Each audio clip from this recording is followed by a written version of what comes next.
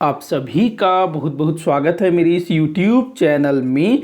आज इस वीडियो में हम बात करने वाले हैं भारतीय इतिहास से संबंधित 200 महत्वपूर्ण प्रश्नों पर। यहाँ पर मैंने जितने भी क्वेश्चन लिए हैं सारे के सारे आपके आने वाले किसी भी प्रतियोगी परीक्षा के लिए बहुत ज़्यादा इंपॉर्टेंट हो सकता है, तो आप लोग वीडियो को आखिर तक जरूर देखिएगा और वीडियो को शेयर भी करिएगा।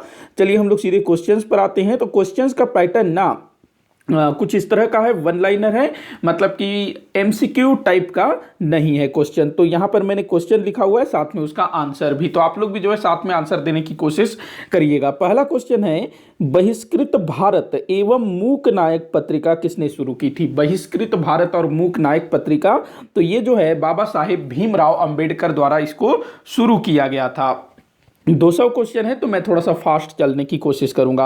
अगला क्वेश्चन है, सविनय अवज्ञा आंदोलन के समय किस स्थान पर सेना ने सत्याग्रहियों पर गोली चलाने से मना किया? तो देखिएगा, सविनय अवज्ञा आंदोलन जो कि सन 1930 में महात्मा गांधी जी के द्वारा शुरू किया गया था, तो पश्चिमोत्तर सीमा प्रांत का जो क्षेत्र था वहां पर खान अब्दुल गफ्फार खान ने महात्मा गांधी के आंदोलन को चलाया। वो पूरी तरह से गांधीवादी थे। तो पश्चिमोत्तर सीमा प्रांत का एक क्षेत्र है पेशावर, तो पेशावर में ही सविनय अवज्ञा आंदोलन के समय सत्याग्रहियों पर पुलिस ने गोली चलाने से मना कर दिया। यहाँ पर जो सेना थी ना, वो गढ़वाल रेजिमेंट की थी, गढ़वाल रेजिमेंट। चंद्र सिंह गढ़वाली एक मतलब सेना में थे, तो उनके नेतृत्व में सैनिकों ने गोली चलाने से मना किया था। ध्यान रखेंगे, पेशावर सिटी है, शहर। अगला क्वेश्चन है, 1857 के क्रांति के समय तत्कालीन भारत के गवर्नर जनरल लॉर्ड कैनिंग ने किस स्थान को आपातकालीन मुख्यालय घोषित किया था?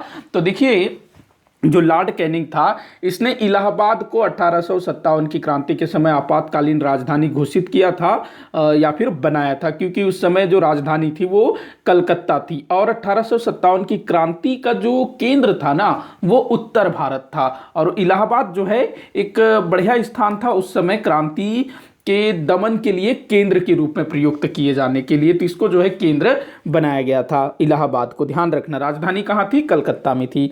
अगला क्वेश्चन है, भारत के अधिकांश राजाओं ने भारतीय उपमहाद्वीप में अपने साम्राज्य का प्रसार किया, इसका अपवाद कौन है? चाहे मौर्य हो, चाहे मुगल हो, चाहे गुप्त हो, कोई भी भारतीय शासक, उसने जो है भारतीय उपमहाद्वीप के अंदर ही अपने साम्राज्य का विस्तार किया। लेकिन चोल शासकों ने भारतीय उपमहाद्वीप के बाहर जो दक्षिण पूर्वी एशियाई देश है ना, जैसे कि मलेशिया हो गया, इंडोनेशिया हो गया, तो उस तरफ काफी सारे द्वीपों पर अधिकार किया था चोल शासकों ने। अगला क्वेश्चन है, दिल्ली सल्तनत का कौन सा सुल्तान हिंदुओं के त्योहारों में भी सम्मिलित होता था? तो ये था भाई मोहम्मद बिन तुगलक, जिसको पागल सुल्तान कहा जाता था। ये ना काफी पढ़ा लिखा था और सभी धर्मों को समान समझता था, मतलब धार्मिक रूप से सहिष्णु था। अगला क्वेश्चन है, जिया तरंग आंदोलन कहाँ संचालित हुआ था? तो ये ना नागालैंड में हुआ था, जिया तरंग आंदोलन। और इसका जो नेतृत्व करने वाली थी भाई, वो रानी गोडनिल्लू थी, जो कि मात्र 13 वर्ष की बालिका थी। सविनय अवज्ञा आंदोलन के समय की घटना है। अगला क्वेश्चन है, वह ब्रिटिश वायसराय कौन था जो बिना जूता उतारे अमृतसर के स्वर्ण मंदिर में प्रवेश किया था? तो भाई ये कौन था? तो वायसराय जॉन लॉरेंस, ये जो है बिना जूता पहने ही अमृतसर के स्वर्ण मंदिर में घुस गया था। अगला क्वेश्चन है, कोलकाता में हिंदू कॉलेज की स्थापना किसके प्रयासों से हुई थी? तो राजा राममोहन राय ने 1817 में कलकत्ता में शुरू किया था हिंदू कॉलेज। अगला क्वेश्चन है, ब्रिटिश हाउस ऑफ कॉमन्स का चुनाव लड़ने वाले पहले भारतीय कौन थे? तो ब्रिटिश हाउस ऑफ कॉमन्स मतलब कि जो ब्रिटिश संसद है उसका चुनाव लड़ने वाले पहले भारतीय थे व्योमेश चंद्र बनर्जी। लेकिन ये ना हार गए थे, मतलब जीत नहीं सके थे, हार गए थे। चुनाव लड़ा था लेकिन जीते नहीं। लेकिन वहीं अगर आपसे पूछा जाए कि ब्रिटिश हाउस ऑफ कॉमन्स के सदस्य बनने वाले पहले भारतीय कौन थे, तो वो थे दादा भाई नौरोजी। उन्होंने भी चुनाव लड़ा था लेकिन वो जीत गए थे। तो व्योमेश चंद्र बनर्जी चुनाव लड़ने वाले पहले व्यक्ति थे, पहले भारतीय थे, लेकिन वो जीते नहीं। वही दादा भाई नौरोजी, वो चुनाव भी लड़े और चुनाव जीते भी। तो दोनों बातों में फर्क है, ध्यान रखना। अगला क्वेश्चन देखते हैं, भारत में नियमित जनगणना किस वायसराय द्वारा शुरू किया गया? तो लॉर्ड रिपन के द्वारा 1881 में नियमित जनगणना शुरू हुई। वैसे ना भारत में जनगणना पहली बार कब हुआ था? 1872 में, लॉर्ड मेयो के समय, लेकिन वह नियमित नहीं थी। अगला क्वेश्चन है, दिल्ली की स्थापना किसने की थी? तो भाई दिल्ली की स्थापना अनंतपाल तोमर द्वारा की गई थी। अगला क्वेश्चन है, सिंधु वासियों को किस कारण यूनानियों ने सिडोन कहा? तो देखो, जो सिंधुवासी थे ना, सिंधु सभ्यता के लोग, इनको सर्वप्रथम कपास उगाने का श्रेय दिया जाता है और कपास की खेती करने के कारण ही यूनानियों ने सिंधुवासियों को सिडोन कहा। अगला क्वेश्चन है, वैदिक कालीन सभ्यता किसे वाज्रपति कहा जाता था? वैदिक कालीन सभ्यता में किसे वाज्रपति कहा जाता था? तो चारागाह को, जहां पर पशुओं को चराया जाता था, बड़ा इंपॉर्टेंट होता था। तो चारागाह प्रमुख को वाज्रपति कहा जाता था। अगला क्वेश्चन है, कौन सा यज्ञ सम्राट पद धारण करने पर किया जाता था? तो राजसूय यज्ञ सम्राट पद धारण करने पर किया जाता था। जब भी कोई राजा बनता तो वो राजसूय यज्ञ करता। वहीं अश्वमेध यज्ञ, ये जो है अपना क्या कहते हैं, साम्राज्य विस्तार के लिए किया जाता था, अश्वमेध यज्ञ, ध्यान रखेंगे। अगला क्वेश्चन है, द्वितीय जैन संगीति का आयोजन कहाँ किया गया था? तो भाई जो प्रथम जैन संगीति है वो पाटलिपुत्र में हुआ था चंद्रगुप्त मौर्य के टाइम पे, और जो दूसरा जैन संगीति है ये गुजरात में हुआ था, वल्लभी में, गुजरात के वल्लभी में 512 ईस्वी में। और नेतृत्व जो अध्यक्षता की थी वो कौन थे? तो देवाधीक्षमा श्रवण, देवाधीक्षमा श्रवण। अगला क्वेश्चन है, गौतम बुद्ध की प्रतिमा सर्वप्रथम किस शैली में निर्मित की गई? तो मथुरा शैली में गौतम बुद्ध की पहली प्रतिमा बनाई गई। ये जो है कब की घटना है? कुषाण काल की।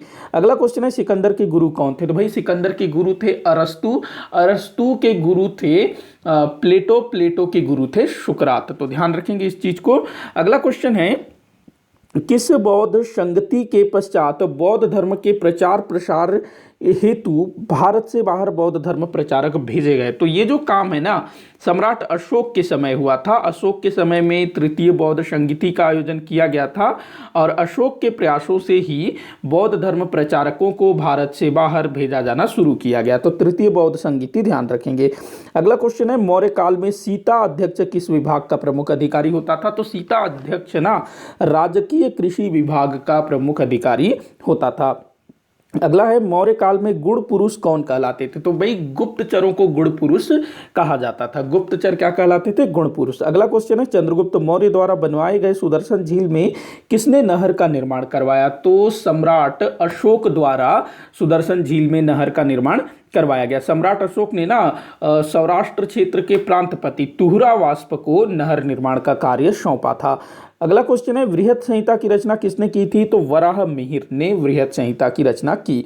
अगला है, भारत में सर्वाधिक शुद्ध सोने का सिक्का किन शासकों द्वारा जारी किया गया था?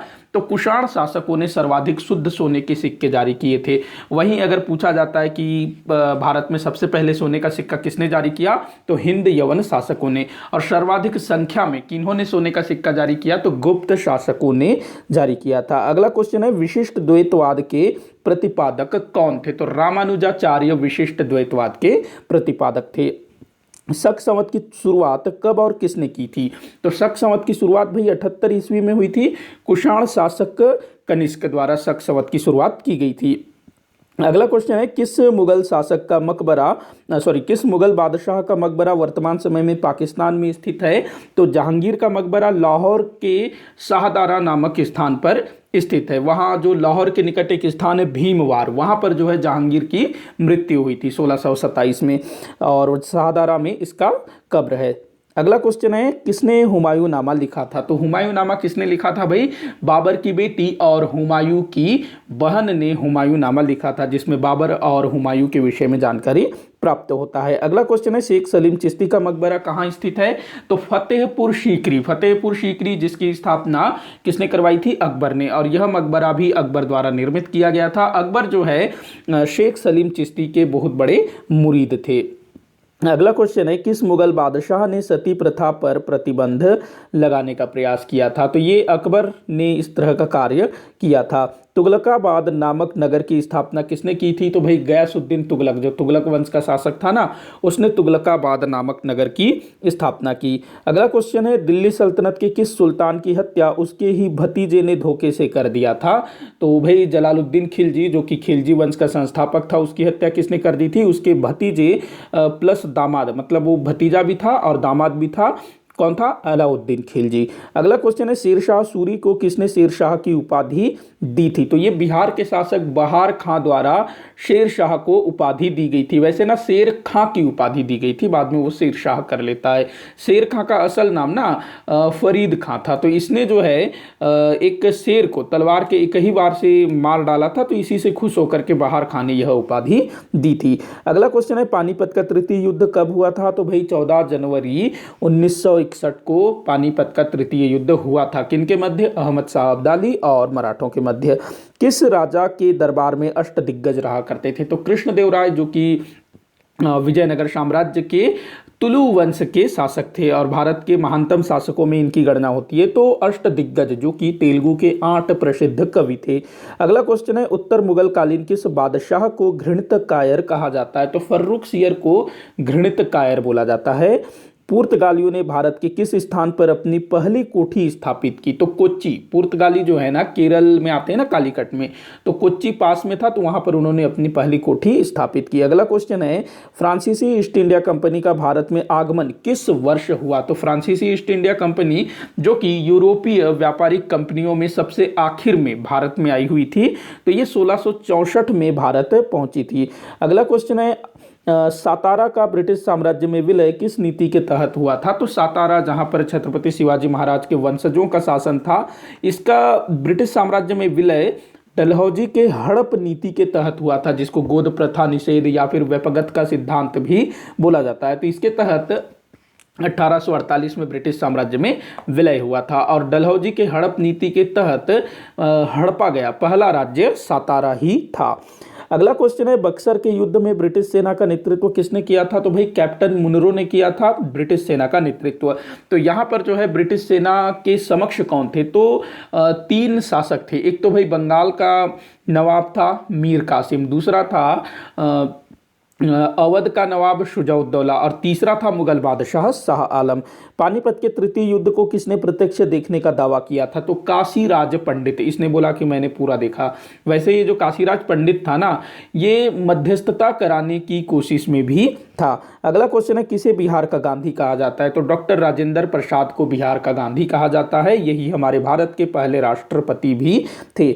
अगला क्वेश्चन है प्रेस का मुक्तिदाता किस गवर्नर जनरल को कहा जाता है? तो चार्ल्स मैटकॉफ को प्रेस का मुक्तिदाता बोला जाता है। 1835 में भारत के गवर्नर जनरल थे ना। अगला क्वेश्चन है अधिकांश बौद्ध साहित्य किस भाषा में रचा गया था? तो पाली भाषा में लिखा गया है अधिकांश बौद्ध साहित्य। वहीं अगर जैन साहित्य की बात करें तो अर्धमागधी, ध्यान रखना। अगला क्वेश्चन है मोहम्मद गोरी ने चंदावर के युद्ध में किसे पराजित किया था? तो भाई चंदावर का युद्ध जो कि 1194 में हुआ था, किनके मध्य? मोहम्मद गोरी और कन्नौज के राजा जयचंद के बीच। तो कन्नौज के राजा जयचंद को पराजित किया था। ये जो कन्नौज का राजा जयचंद था ना, ये पृथ्वीराज चौहान का ससुर था और दूसरे तराइन के युद्ध में जो कि 1192 में हुआ था, पृथ्वीराज चौहान के विरुद्ध इसने मोहम्मद गोरी का साथ दिया था। मतलब कि एक तरह से धोखा दिया था। आज भी बोला जाता है ना कि देश के जो गद्दार होते हैं, जो धोखा देते हैं, उनको जयचंद बोला जाता है। अगला क्वेश्चन है नादिर शाह का आक्रमण कब हुआ था? तो भाई 1739 में, जिस समय मुगल बादशाह कौन थे? मोहम्मद शाह रंगीला। तो 1739। सम्राट हर्षवर्धन के समकालीन शासक कौन थे? पुलकेशिन द्वितीय और नरसिंह वर्मन प्रथम, ये दोनों जो हैं सम्राट हर्षवर्धन के समकालीन थे। ध्यान रखना, थोड़ा सा मैं फास्ट चल रहा हूं। भारतीय राष्ट्रीय कांग्रेस का प्रथम अधिवेशन जो गांव में हुआ था, तो भाई पहला अधिवेशन जो गांव में हुआ था वो था फैजपुर अधिवेशन। फैजपुर कहाँ पर है? तो महाराष्ट्र में है। और यह अधिवेशन सन 1937 में हुआ था पंडित जवाहरलाल नेहरू की अध्यक्षता में। इसके बाद जो दूसरा अधिवेशन हुआ हरिपुरा अधिवेशन, जो कि गुजरात के विट्ठल नगर नामक स्थान के अंतर्गत आता है, जिसकी अध्यक्षता किसने की थी? सुभाष चंद्र बोस। तो ये जो हरिपुरा भी है ये भी गांव में हुआ था, लेकिन पहला कौन सा था? फैजपुर 1937, हरिपुरा 1938। अगला क्वेश्चन है सुभाष चंद्र बोस किस आंदोलन के समय राष्ट्रीय आंदोलन से जुड़े थे? तो असहयोग आंदोलन के समय सुभाष चंद्र बोस जो है राष्ट्रीय आंदोलन में कूद पड़ते हैं और अपनी आईसीएस की नौकरी तक ये देश हित में त्याग देते हैं। अगला क्वेश्चन है किस अधिवेशन के पश्चात महात्मा गांधी और सुभाष चंद्र बोस के मध्य मतभेद बहुत अधिक बढ़ गया। तो भाई ये त्रिपुरी अधिवेशन जो कि सन 1939 में हुई थी, इसमें जो है ना गांधी जी और सुभाष चंद्र बोस, तो दोनों के मध्य मतभेद उत्पन्न हो जाता है विचारों को लेकर के। अगला क्वेश्चन है, भारत सरकार अधिनियम 1935 के तहत कितने प्रांतों में विधानसभा के साथ विधान परिषद भी गठित किया गया था? तो देखिएगा, भारत सरकार अधिनियम 1935 में काफ़ी कुछ आया था और प्रांतों को एक तरह से स्वायत्तता प्रदान करते हुए प्रांतीय विधानसभाओं का गठन किया गया और साथ में कुछ प्रांतों में विधान परिषद भी गठित किए गए विधानसभा के साथ साथ। तो ये 5 प्रांत थे टोटल, मद्रास, बंबई, बिहार, संयुक्त प्रांत और बंगाल, इनमें जो है विधान परिषद भी गठित किया गया। इस समय टोटल 11 प्रांत थे। अगला क्वेश्चन है, जूनागढ़ अभिलेख को संस्कृत भाषा का प्रथम अभिलेख माना जाता है, किस लिपि में लिखा गया है? तो जूनागढ़ अभिलेख जो कि संस्कृत भाषा में लिखा गया है, इसकी लिपि तो भाई ये ब्राह्मी लिपि में लिखा गया है। अगला क्वेश्चन है, किस अभिलेख में महाभारत की तिथि का उल्लेख मिलता है? तो पुलकेशिन द्वितीय के ऐहोल प्रशस्ति में महाभारत के तिथि का उल्लेख मिलता है। इस अभिलेख में ना ऐसा उल्लेखित किया गया है कि यह प्रशस्ति महाभारत युद्ध के 3735 वर्ष बाद लिखा गया है। अगर हम लोग इसको ईसा पूर्व में निकालें ना तो 3101 ईसा पूर्व पहले महाभारत का युद्ध हुआ था। इस प्रशस्ति के अनुसार, ऐहोल प्रशस्ति के अनुसार, ध्यान रखेंगे ऐहोल प्रशस्ति जो कि 634 ईस्वी का है। अगला क्वेश्चन है, शक शासकों का किन शासकों के साथ युद्ध हुआ था? तो भाई जो शक शासक है ना, इनका सातवाहन और गुप्त शासकों के साथ भयंकर युद्ध हुआ। अगला क्वेश्चन है, दिल्ली सल्तनत के सुल्तान सिकंदर लोदी द्वारा लिखा गया लज्जत ए सिकंदर शाही इस विषय पर आधारित है। तो लज्जत ए सिकंदर शाही ये संगीत पर आधारित ग्रंथ है। अगला क्वेश्चन है, पुर्तगाली विदेशी यात्री डोमिंगो पायज किस शासक के शासनकाल में विजयनगर साम्राज्य की यात्रा की? तो डोमिंगो पायज कहाँ का यात्री था भाई? पुर्तगाली यात्री था। तो कृष्णदेव राय के समय इसने जो है दक्षिण भारत अथवा विजयनगर साम्राज्य की यात्रा की थी। अगला क्वेश्चन है, तबकात ए नासिरी के लेखक मिन्हाजुद्दीन सिराज किस सुल्तान का दरबारी था? तो मिन्हाजुद्दीन सिराज जिसने कौन सी पुस्तक लिखी है? तबकात ए नासिरी। तो ये जो है ना गुलाम वंश के नासिरुद्दीन महमूद शाह का दरबारी था।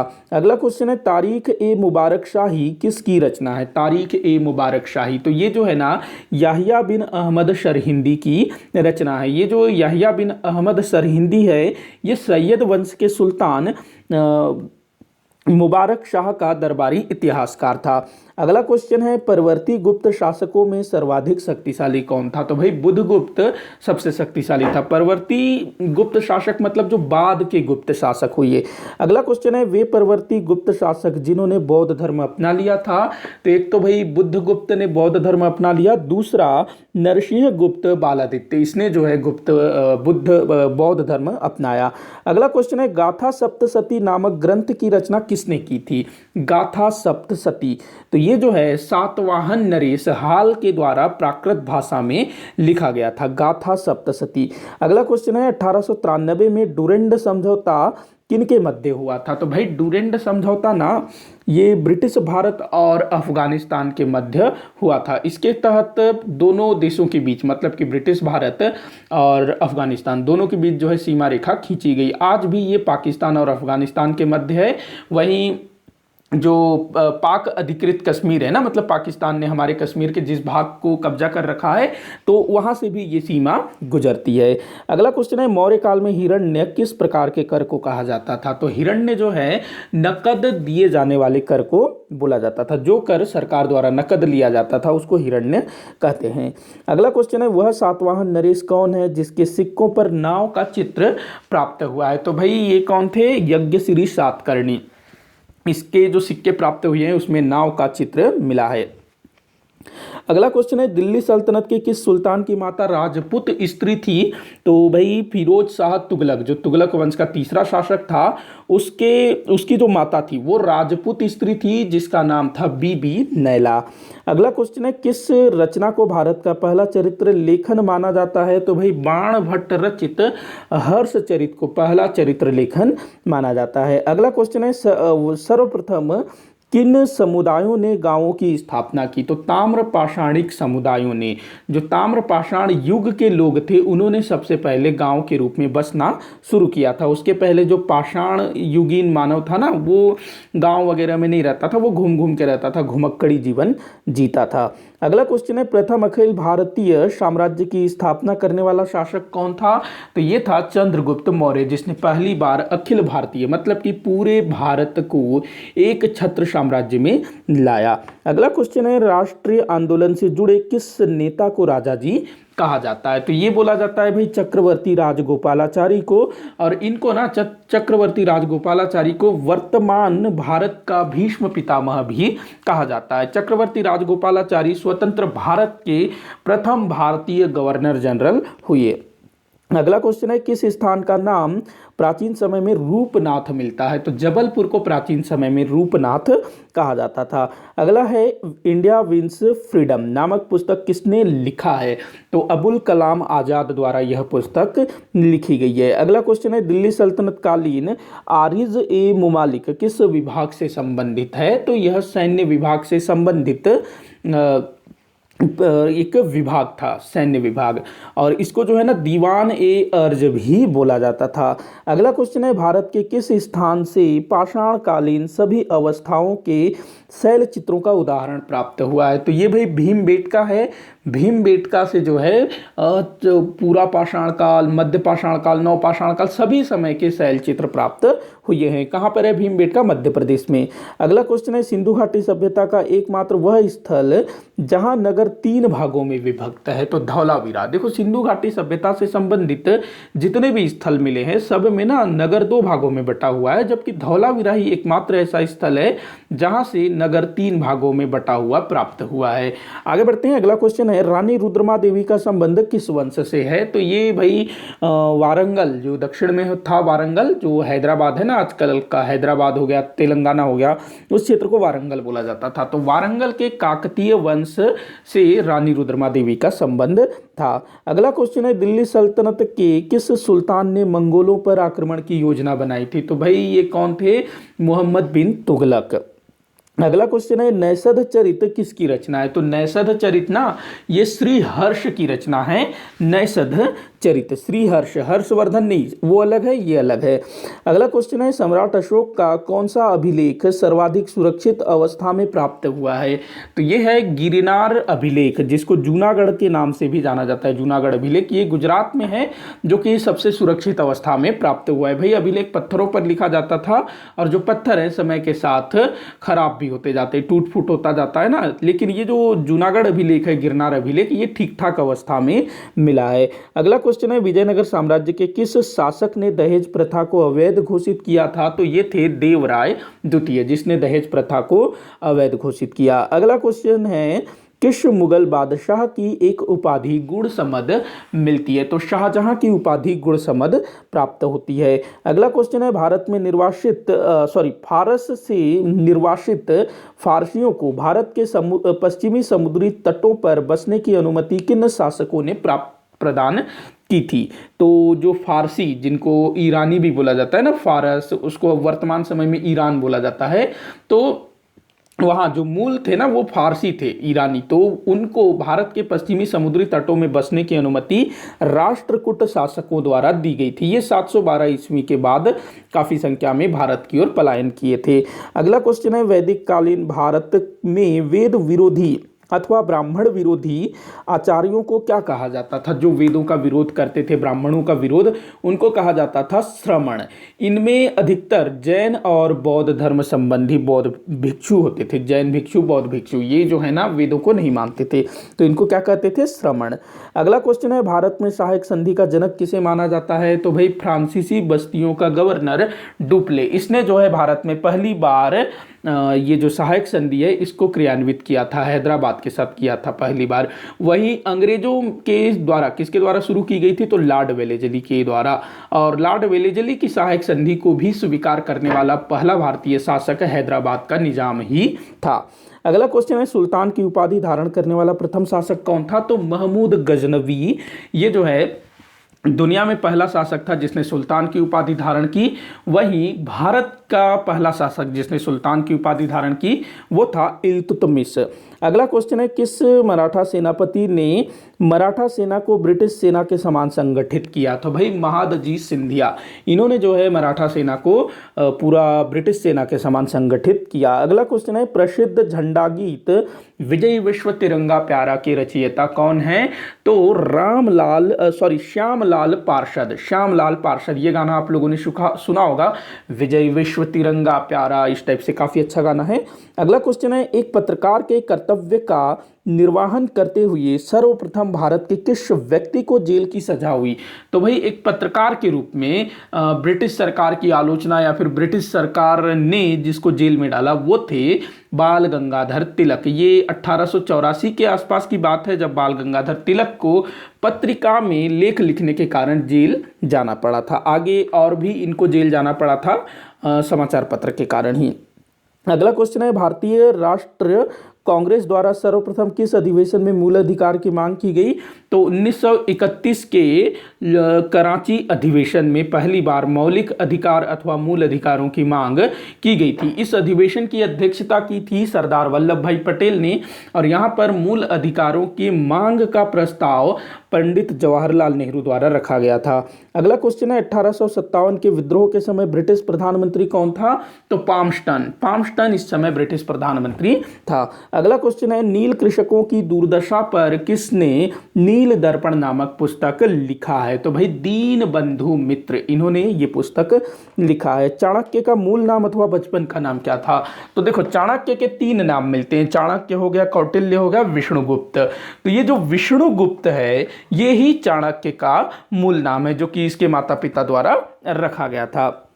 अगला क्वेश्चन है, विदेशी वस्तुओं को जलाए जाने पर किसने निष्ठुर बर्बादी कहा? तो भाई ये जो है ना रविंद्र नाथ टैगोर, इन्होंने यह वक्तव्य दिया था।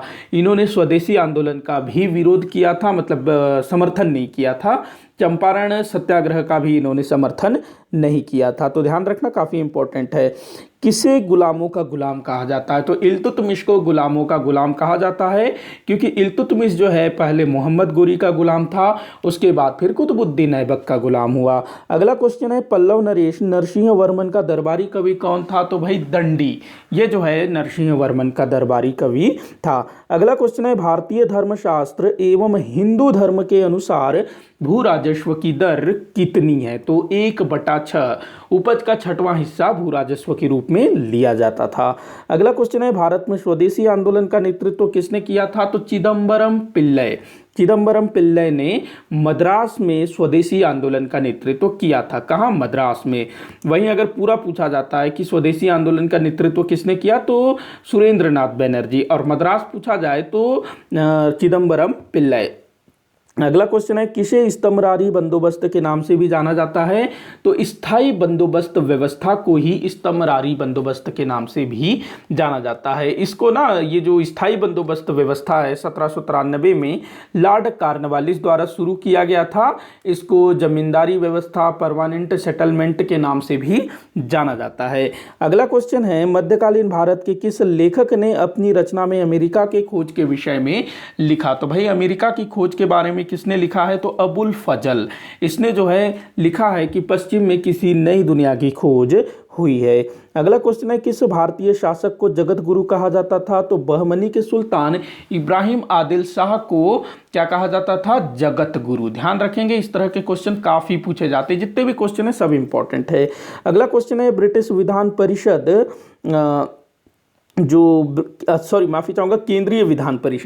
केंद्रीय विधान परिषद का प्रथम भारतीय अध्यक्ष कौन था? केंद्रीय विधान परिषद मतलब जो सेंट्रल लेजिस्लेटिव असेंबली है उसका प्रथम अध्यक्ष अर्थात स्पीकर कौन था? प्रथम भारतीय अध्यक्ष।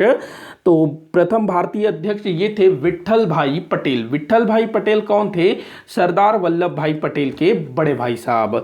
अगला क्वेश्चन है, असहयोग आंदोलन के समय स्थापित स्वराज फंड किसके नाम पर स्थापित किया गया था? तो बाल गंगाधर तिलक जी के द्वारा स्वराज फंड की स्थापना की गई थी 1920 में। अगला क्वेश्चन है, विशाख दत्त कृत देवी चंद्रगुप्तम का नायक कौन है? तो विशाख दत्त ने देवी चंद्रगुप्तम लिखा था, इसका नायक कौन था? तो ये है चंद्रगुप्त द्वितीय विक्रमादित्य।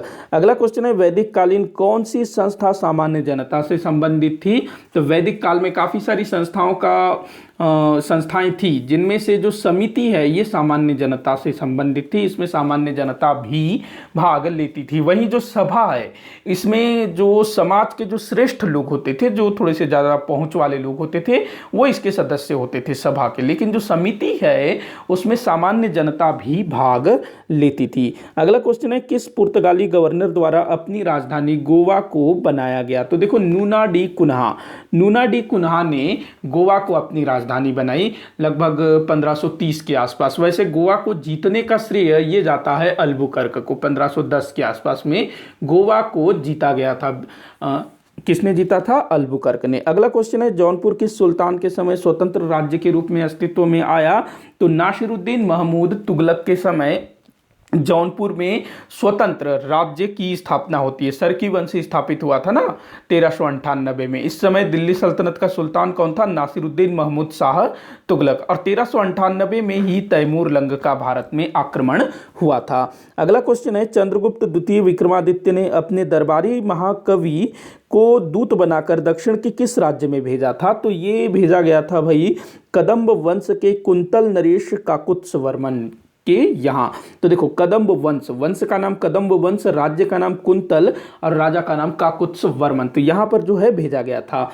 अगला क्वेश्चन है, दिल्ली सल्तनत का वह प्रथम सुल्तान कौन था जिसने सैनिकों को नकद वेतन देना प्रारंभ किया? तो भाई ये थे अलाउद्दीन खिलजी। अलाउद्दीन खिलजी भारत का दिल्ली सल्तनत का पहला सुल्तान हुआ जिसने अपने सैनिकों को नकद वेतन देना आरंभ किया। दिल्ली सल्तनत के किस सुल्तान ने अलाउद्दीन खिलजी के हुलिया लिखने की प्रथा में हुलिया के स्थान पर चेहरा शब्द का प्रयोग किया? तो ये था भाई कौन? सिकंदर लोदी। तो हुलिया लिखने की प्रथा क्या थी? इसके तहत ना सैनिकों का बायोडाटा रखा जाता था, उनकी हाइट हो गई, उनका जो भी चीज़ है वो रखा जाता था, जैसे आज होता है। तो इस प्रथा को जो है हुलिया कहा जाता था और चेहरा को ना हुलिया बोला जाता था। तो इसने सिकंदर लोदी ने क्या किया? हुलिया के स्थान पर चेहरा शब्द का प्रयोग आरंभ किया। अगला क्वेश्चन है, अटाला देवी का मस्जिद कहाँ स्थित है? तो भाई ये जौनपुर में है अटाला देवी का मस्जिद। एक हिंदू मंदिर था अटाला देवी का मंदिर, उसको तुड़वा करके इस मस्जिद का निर्माण करवाया गया। इसी कारण इसको जो है अटाला देवी का मंदिर कहा जाता है, सॉरी अटाला देवी का मस्जिद। अगला क्वेश्चन है, बंगभंग आंदोलन के समय किसने विदेशी वस्त्रों के बहिष्कार का सुझाव दिया? तो ये कृष्ण कुमार मित्र थे जिन्होंने यह सुझाव दिया। अगला क्वेश्चन है, प्रथम आंग्ल सिख युद्ध के समय भारत का गवर्नर जनरल कौन था? तो प्रथम आंग्ल सिख युद्ध जो कि 1845-46 में हुई, तो भाई इस समय लॉर्ड हार्डिंग भारत का गवर्नर जनरल था। वहीं जो द्वितीय आंग्ल सिख युद्ध हुआ जो कि 1848 से लेकर के 1849 तक, इस समय भारत का गवर्नर जनरल लॉर्ड डलहौजी बन गया था। अगला क्वेश्चन है, चिलियानवाला का युद्ध का संबंध किससे है? तो ये द्वितीय आंग्ल सिख युद्ध से संबंधित है। अगला क्वेश्चन है, भारतीय राष्ट्रीय कांग्रेस के किस अधिवेशन में पहली बार वंदे मातरम गीत गाया गया? तो ये गाया गया था भाई 1896 के कलकत्ता अधिवेशन में पहली बार वंदे मातरम गीत गाया गया। और इस अधिवेशन की अध्यक्षता की थी रहीमतुल्लाह सयानी ने। तो 1896 कलकत्ता अधिवेशन, रहीमतुल्लाह सयानी, पहली बार भारतीय राष्ट्रीय कांग्रेस के अधिवेशन में वंदे मातरम गीत गाया गया। आप लोग मुझे कमेंट बॉक्स में बताइएगा कि वंदे मातरम गीत किसने लिखा है। अगला क्वेश्चन है, दक्षिण के किस शासक ने हजारा देवी का मंदिर व विट्ठल स्वामी का मंदिर निर्माण करवाया? तो कौन था भाई? ये कृष्णदेव राय के द्वारा इन मंदिरों का निर्माण करवाया गया था। अगला क्वेश्चन है, ब्रिटिश भारत के किस वायसराय ने 1886 में हुए भारतीय राष्ट्रीय कांग्रेस के कलकत्ता अधिवेशन में सम्मिलित सदस्यों को उद्यान भोज कराया था? तो ये था भाई लॉर्ड डफरिन जिसके कार्यकाल में 1885 में कांग्रेस की स्थापना हुई। पहला अधिवेशन तो भाई बंबई में होता है, जो दूसरा अधिवेशन कलकत्ता में हुआ, क्योंकि उस समय कलकत्ता ब्रिटिश भारत की राजधानी थी। तो जो डफरिन है वो क्या करता है, कलकत्ता के बाहर से जितने भी लोग इस अधिवेशन में भाग लेने के लिए आए हुए थे उनको उसने उद्यान भोज दिया था, गार्डन पार्टी। अगला क्वेश्चन है, एलची प्रथा का संबंध किससे है? तो फिरोज शाह तुगलक से संबंध है एलची प्रथा का। और ये जो एलची प्रथा है इसके तहत फिरोज शाह तुगलक ने क्या किया, सैनिकों के पदों को आनुवांशिक बना दिया। मतलब जो अलाउद्दीन खिलजी जिसके समय में बाकायदा जो योग्य होता था उसी को सेना में भर्ती किया जाता था, लेकिन फिरोज शाह तुगलक ने सैनिकों के पदों को आनुवांशिक कर दिया। अब जो है पिता के बाद उसका पुत्र सेना में भर्ती होगा। अगला क्वेश्चन है, 1857 की क्रांति के समय किस अंग्रेज अधिकारी की मृत्यु दिल्ली में हुई? तो जॉन निकलसन का जान जो है दिल्ली में निकल गया, ये बोलिए। अगला क्वेश्चन है, डेक्कन एजुकेशन सोसाइटी की स्थापना किसने की थी? तो भाई महादेव गोविंद रानाडे। और इस एजुकेशन सोसाइटी से ना जो अपने गोपाल कृष्ण गोखले हैं वो भी जुड़े हुए थे। अगला क्वेश्चन है, भारतीय स्वाधीनता आंदोलन के सरकारी इतिहासकार कौन थे? तो एस.एन. सेन। जब 1957 में भारत के प्रथम स्वतंत्रता संग्राम को 100 वर्ष पूरे हुए तब भारत के तत्कालीन प्रधानमंत्री पंडित जवाहरलाल नेहरू ने भारतीय इतिहास लिखने के लिए एस.एन. सेन को चुना। अगला क्वेश्चन है, भारत में पत्थर पर प्राचीनतम शिलालेख किस भाषा में प्राप्त हुआ है? तो भारत में अभी तक जो प्राचीनतम शिलालेख प्राप्त हुआ है ना वो प्राकृत भाषा में मिला है। अगला क्वेश्चन है, भारत में मानव की उत्पत्ति का प्रथम प्रमाण किस स्थान से प्राप्त हुआ है? तो भाई नर्मदा नदी घाटी से भारत में मानव के उत्पत्ति का साक्ष्य प्राप्त हुआ है। अगला क्वेश्चन है, कुतुबुद्दीन बख्तियार खिलजी जिसने नालंदा विश्वविद्यालय और विक्रमशिला विश्वविद्यालय को नष्ट किया, किसका सेनापति था? तो ये ना मोहम्मद गोरी का सेनापति था। मतलब मोहम्मद गोरी का ये गुलाम था जिसने नालंदा विश्वविद्यालय और विक्रमशिला विश्वविद्यालय को सैन्य छावनियां समझ करके बर्बाद कर दिया। अगला क्वेश्चन है, दक्षिण भारत के शासकों के साथ निरंतर संघर्ष का एक महत्वपूर्ण कारण क्या था? तो जो दक्षिण भारत के शासक जो आपस में लड़ा करते थे, चाहे वो प्राचीन काल के हो चाहे वो मध्यकाल के हो, इनका ना अधिकतर जो कारण था, मतलब ये लोग की लड़ाई के बीच जो सबसे बड़ा कारण था वो था गोदावरी और कृष्णा नदियों के मध्य के उपजाऊ क्षेत्र पर अधिकार करना। क्योंकि इन दोनों के बीच का जो उपजाऊ क्षेत्र था, जो गोदावरी और कृष्णा के मध्य का दोआब, तो ये बहुत ज़्यादा उपजाऊ क्षेत्र था। इसी पर सभी शासक अधिकार करने के लिए आपस में लड़ा करते थे। अगला क्वेश्चन है, भारतीय राष्ट्रीय कांग्रेस का नामकरण किसने किया था? तो भारतीय राष्ट्रीय कांग्रेस को कांग्रेस नाम ये किन्होंने दिया था? तो दादा भाई नौरोजी। अगला क्वेश्चन है, भारत का प्रथम राजनैतिक ग्रंथ किसे कहा जाता है? तो भाई जो हमारे कौटिल्य मतलब चाणक्य या विष्णुगुप्त, इनके द्वारा जो अर्थशास्त्र नामक ग्रंथ की रचना की थी, ये जो है भारत का पहला राजनैतिक ग्रंथ माना जाता है। अगला क्वेश्चन है, दक्षिण भारत की प्रारंभिक इतिहास के जानकारी का स्रोत क्या है? तो संगम साहित्य से दक्षिण भारत के संपूर्ण प्राचीन इतिहास को जानने समझने के लिए संगम साहित्य महत्वपूर्ण स्रोत है। अगला क्वेश्चन है, अरबी लेखक अल बरूनी किस भारतीय ग्रंथ से सर्वाधिक प्रभावित हुआ? तो ये भगवत गीता से काफ़ी प्रभावित था। देखो जो अल बरूनी है ना, ये महमूद गजनवी के साथ भारत आया था और इसने काफ़ी सारे भारतीय ग्रंथों को पढ़ा था। क्योंकि भारत के प्राचीन ग्रंथ संस्कृत भाषा में लिखे गए थे, तो इसने इन ग्रंथों को पढ़ने के लिए संस्कृत भाषा का ज्ञान प्राप्त किया, अच्छे से इसको संस्कृत आता था। मगध साम्राज्य का विस्तार करने वाला प्रथम शासक कौन था? तो ये था भाई बिंबिसार, जो हर्यक वंश का संस्थापक था ना, यही पहला शासक था जिसने मगध साम्राज्य का विस्तार करना आरंभ किया। इसने जो है अंग महाजनपद को जीतकर मगध का अंग बनाया। अगला क्वेश्चन है, भारत की यात्रा पर आने वाला प्रथम सम्राट कौन था? मतलब भारत की यात्रा पर आने वाला प्रथम ब्रिटिश सम्राट कौन था? यहाँ बीच में ब्रिटिश लगना था, तो भाई ये था जॉर्ज पंचम। कौन था? जॉर्ज पंचम, जो कि 1911 में ब्रिटिश भारत की यात्रा पर आया था। और इसी के स्वागत के लिए दिल्ली में भव्य दरबार का भी आयोजन किया गया था। इसके अलावा बम्बई में गेटवे ऑफ इंडिया स्थापित किया गया था।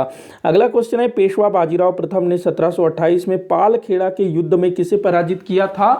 तो हैदराबाद के निजाम को बुरी तरह से पराजित किया और हैदराबाद का निजाम जो है पेशवा को चौथ देने के लिए भी तैयार हो जाता है। अगला क्वेश्चन है, सिंधु घाटी सभ्यता के किस पुरा स्थल से चावल के साक्ष्य प्राप्त हुए हैं? तो लोथल और रंगपुर से चावल के साक्ष्य प्राप्त हुए हैं। अगला क्वेश्चन है, बाल गंगाधर तिलक जी ने अपना प्रसिद्ध नारा स्वराज मेरा जन्मसिद्ध अधिकार है कब दिया था? तो ये 1916 में दिया गया था यह नारा। अगला क्वेश्चन है, भारतीय राष्ट्रीय कांग्रेस के सबसे युवा अध्यक्ष कौन थे? तो भाई मौलाना अबुल कलाम आज़ाद। तो इन्होंने 1923 के काकीनाडा अधिवेशन की अध्यक्षता की थी। इस समय इनकी आयु मात्र 35 वर्ष थी। अगला क्वेश्चन है, पद्मावत के रचयिता मलिक मोहम्मद जायसी का संबंध कहाँ से था? तो जो पद्मावत मलिक मोहम्मद जायसी ने लिखी थी 1540 के आसपास, तो ये जो मलिक मोहम्मद जायसी हैं ये कहाँ के थे? जौनपुर के थे। अगला क्वेश्चन है, सर्वप्रथम किस ग्रंथ में लौह अयस्क का उल्लेख मिलता है? तो ऋग्वेद में पहली बार लौह अयस्क का उल्लेख हुआ है। नेहरू रिपोर्ट तैयार करने में मोतीलाल नेहरू की सर्वाधिक सहायता किसने की थी? तो भाई तेज बहादुर सप्रू जी ने इनकी काफ़ी हेल्प की। अगला क्वेश्चन है, किस मुगल बादशाह ने शाहरुख नामक सिक्का चलाया था? तो बाबर। जो मुगल बादशाह बाबर था, जो मुगल साम्राज्य का संस्थापक, उसने जो है शाहरुख नामक सिक्का चलाया। अगला क्वेश्चन है, सन 1937 के प्रांतीय विधानसभा चुनाव में यूनियनिस्ट पार्टी ने किस प्रांत में बहुमत प्राप्त किया था? तो भाई यूनियनिस्ट पार्टी ये पंजाब की एक लोकल पार्टी थी और इसने जो है पंजाब में बहुमत प्राप्त किया और सरकार का गठन भी किया। अगला क्वेश्चन है, महात्मा गांधी जी किसे अपना पांचवा बेटा मानते थे? तो सेठ जमुनालाल बजाज को अपना पांचवा बेटा मानते थे। बहादुर शाह जफर को 1857 की क्रांति के समय किस स्थान से गिरफ्तार किया गया? तो हुमायूं के मकबरे में इन्होंने शरण ले रखी थी बहादुर शाह जफर ने, जहां से अंग्रेजों ने इसको गिरफ्तार किया। अगला क्वेश्चन है, दक्षिण का नेपोलियन किसे कहा जाता है? तो दक्षिण भारत का नेपोलियन कहा जाता है चोल शासक राजेंद्र प्रथम को। ध्यान रखेंगे, राजेंद्र प्रथम दक्षिण भारत का नेपोलियन कहलाता है। वहीं उत्तर भारत का नेपोलियन किसे कहा जाता है? समुद्रगुप्त को। अगला क्वेश्चन है, महाकवि कालिदास जी द्वारा रचित किस रचना की गणना विश्व के 100 प्रसिद्ध साहित्यिक कृतियों में होता है? तो महाकवि कालिदास जी ने वैसे तो काफ़ी सारी रचनाएं लिखी हैं, लेकिन जो अभिज्ञान शाकुंतलम है ना, जो कि एक नाटक है, ये दुनिया के 100 प्रसिद्ध किताबों में गिनी जाती है। अगला क्वेश्चन है, किस भारतीय शासक को द्वितीय अशोक कहा जाता है? तो भाई हर्षवर्धन को द्वितीय अशोक बोला जाता है। अगला क्वेश्चन है, आज़ाद हिंद फौज के सिपाहियों को किसने गुमराह देशभक्त कहा? तो पंडित जवाहरलाल नेहरू ने आज़ाद हिंद फौज के सैनिकों को गुमराह देशभक्त कहा। अगला क्वेश्चन है, सरंजामी प्रथा का संबंध किससे है? तो भाई छत्रपति शिवाजी महाराज के समय में सरंजामी प्रथा प्रचलित थी। इसके तहत ना भूमि दान में दी जाती थी, जागीर, जो कि कर मुक्त होती थी। अगला क्वेश्चन है, कल्हड़ की राजतरंगिणी को किसने आगे बढ़ाया? तो जॉन राज और श्रीवर ने कल्हड़ की राजतरंगिणी को आगे बढ़ाया।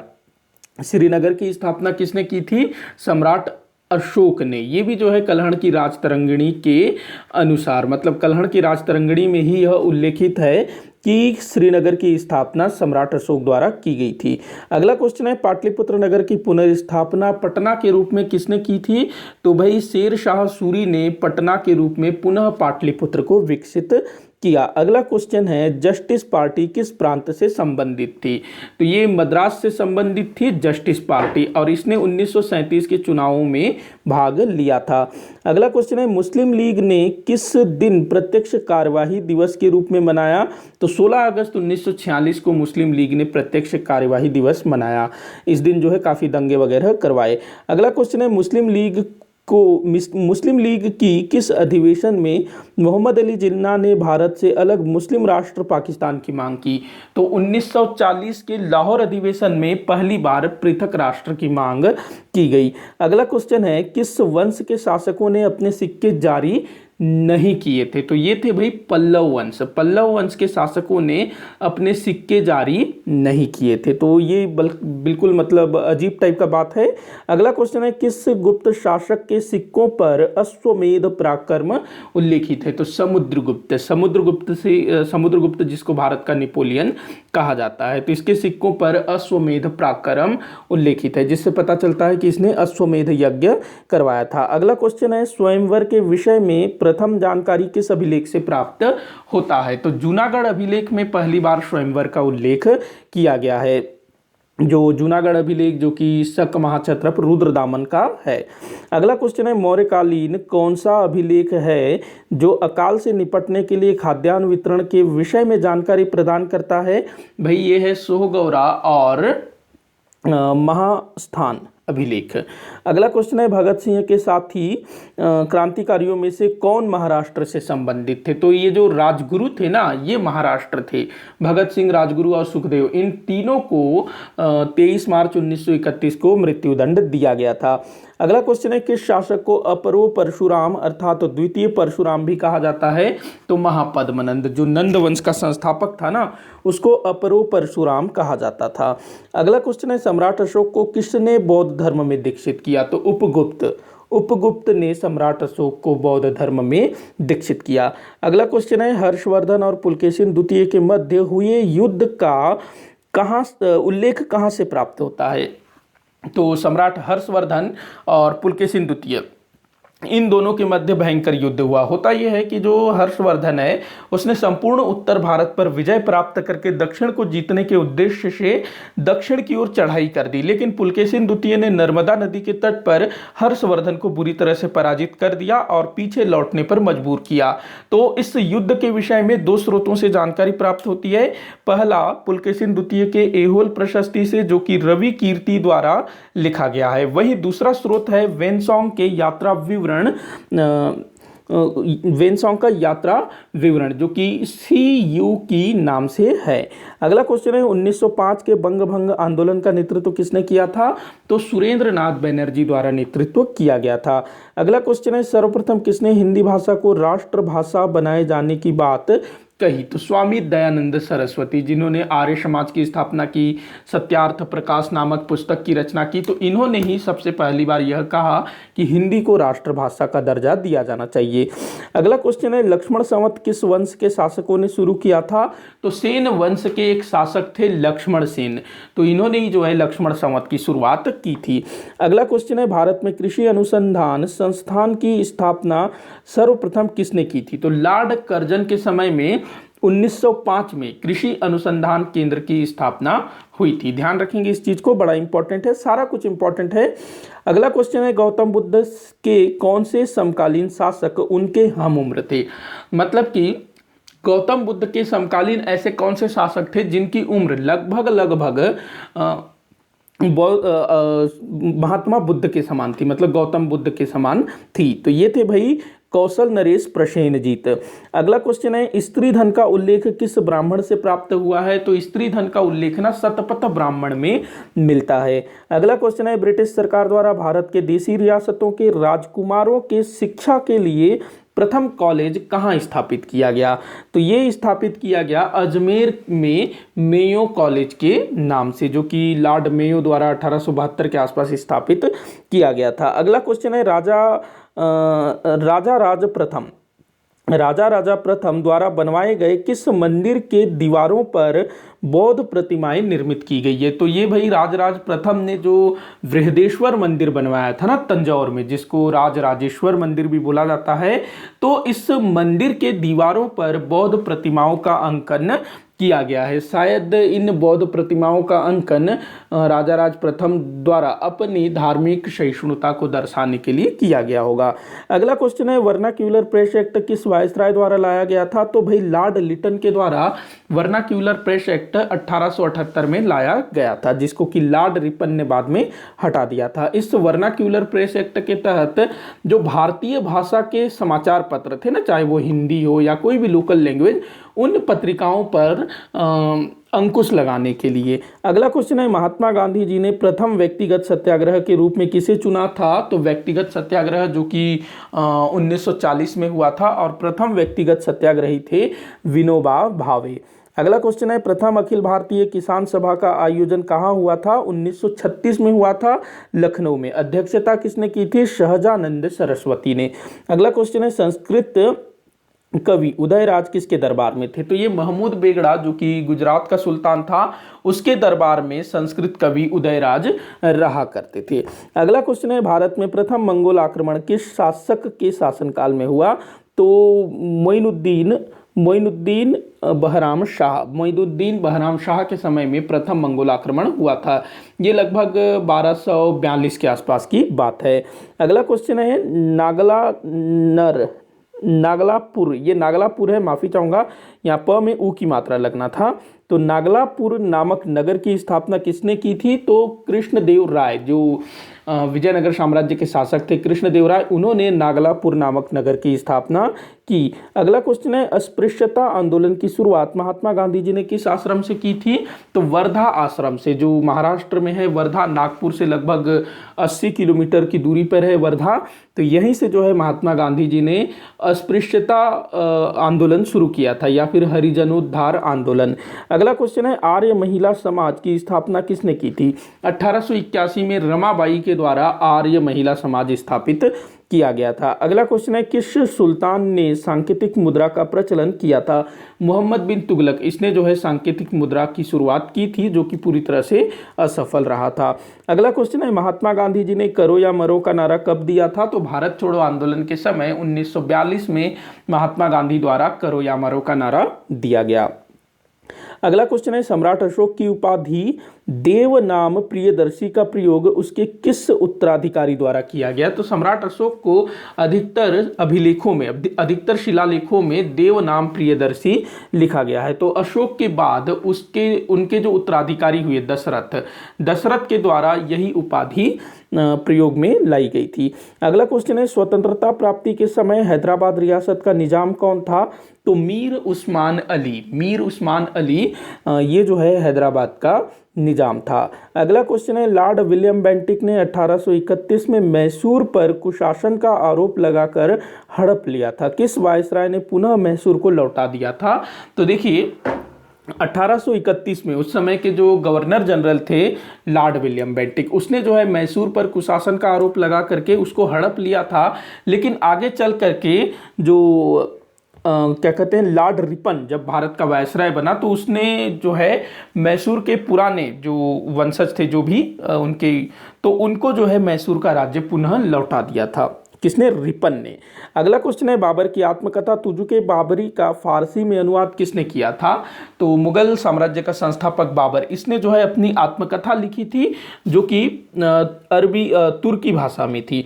इसको फारसी भाषा में अनुवादित किया था किसने? अब्दुल रहीम खाना ने, अकबर के शासनकाल में।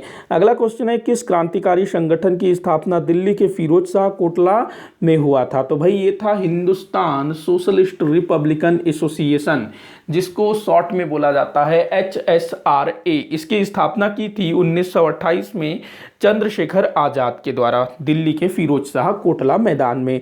अगला क्वेश्चन है, बंगाल विभाजन के समय बंगाल का गवर्नर कौन था? बंगाल का गवर्नर एंड्रूफ फ्रेजर, ये जो है बंगाल का गवर्नर था। 1905 में उस समय भारत का वायसराय कौन था?